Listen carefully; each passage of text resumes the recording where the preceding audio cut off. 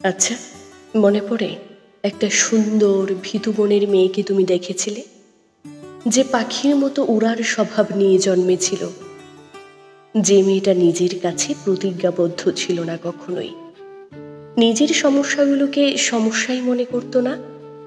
তুমি চিনো সেই মেয়েটাকে?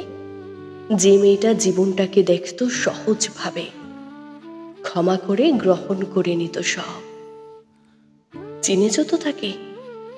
হ্যাঁ, সেই মেয়েটা আমি, যার ডানাগুলো কেটে দেওয়া হয়েছে সময়ের চাকুতে, যার ফাঁকা একটা মনে ভরে দেওয়া হয়েছে স্বার্থের বিষ, যে ধোকায় জীবনটাকে দেখেছে দুদিনের রঙিন প্রজাপতির ডানায়, যে অপমানে গিলেছে তরল আগুনের মতো করে, যে মানুষগুলোকে তার জীবনের সবচেয়ে বেশি জরুরি মনে করেছিল, সে মানুষগুলো তাকে মনে করিয়ে দিয়েছিল সে ইউজলেস কেউ।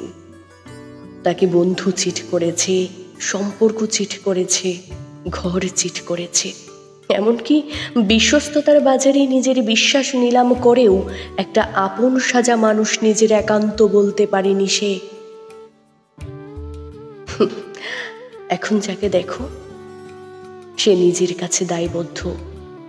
সে হাজার ভাবনা মাথায় রেখে দিব্যি হাসতে পারে।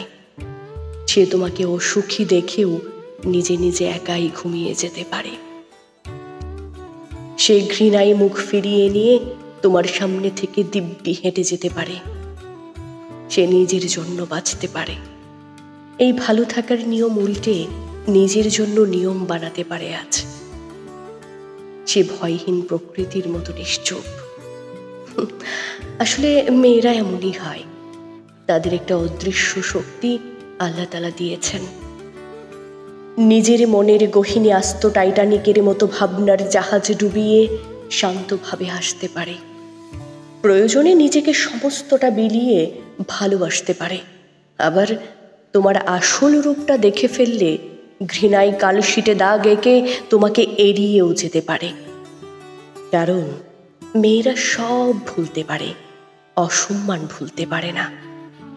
তাদের মমতা বড় তীব্র, ঘৃণা তার থেকেও অনেক বেশি তীব্র।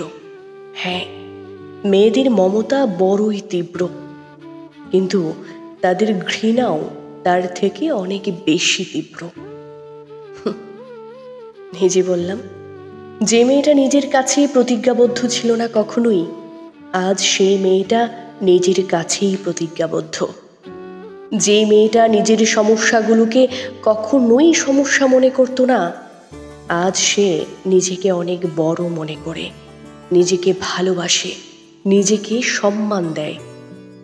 যে মেয়েটা জীবনটাকে খুব সহজভাবে দেখত, সেই মেয়েটার মধ্যে আজ একটা স্বার্থের বিষ ঢুকিয়ে দেওয়া হয়েছে। যেই মেয়েটা জীবনটাকে দেখত সহজভাবে, সেই মেয়েটার মনেই ভরে দেওয়া হয়েছে স্বার্থের বিষ, যে ধোকায় জীবন দেখেছে দুদিনের রঙিন প্রজাপতির ডানায়, যে অপমানে গিলেছে তরল আগুনের মতো করে, যে মানুষগুলোকে খুব কাছের মনে করত, যে মানুষগুলোকে তার জীবনের সবচেয়ে জরুরি মানুষ মনে করত, সেই মানুষগুলো তাকে মনে করিয়ে দিয়েছিল সে একটা ইউজলেস কেউ।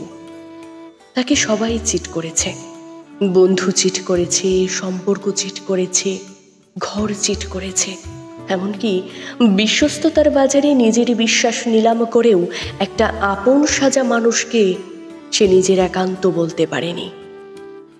আর আজ তুমি যাকে দেখো, সে নিজের কাছে দায়বদ্ধ।